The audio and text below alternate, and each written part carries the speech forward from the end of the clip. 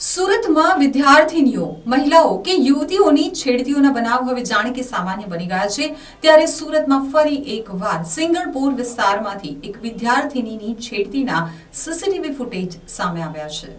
સુરતમાં બાળકીઓ સલામત ન હોય તેવા અવારનવાર બનાવો બનતા રહે છે। ત્યારે વધુ એક બનાવ સિંગણપુર વિસ્તારમાંથી સામે આવ્યો છે, જેમાં રસ્તા ઉપર જઈ રહેલી ધોરણ 4ની વિદ્યાર્થીની સાથે રસ્તા ઉપરથી પસાર થઈ રહેલા શ્રમજીવી જેવા દેખાતા હવસખોરે અડપલા કર્યા હતા।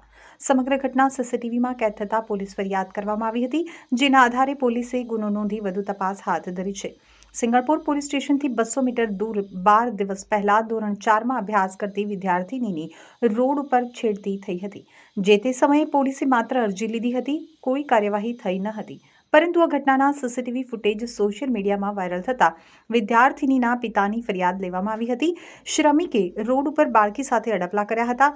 સિંગણપુર પોલીસે જે તે સમયે કોઈ કાર્યવાહી નહોતી કરી, પરંતુ સીસીટીવી વાયરલ થતાં જ પોલીસ દ્વારા કાર્યવાહી કરવામાં આવી છે, જેમાં 2 વ્યક્તિ સામે ગુનો નોંધવામાં આવ્યો છે, જેના આધારે આગામી દિવસોમાં આ હવસખોરને ઝડપી લઈને કાર્યવાહી કરવામાં આવશે। જો કે જાહેરમાં આ પ્રકારે થયેલી છેડતીને લઈને કાયદા વ્યવસ્થાનો ડર લોકોમાં ન રહ્યો હોય તેવું સામે આવી રહ્યું છે।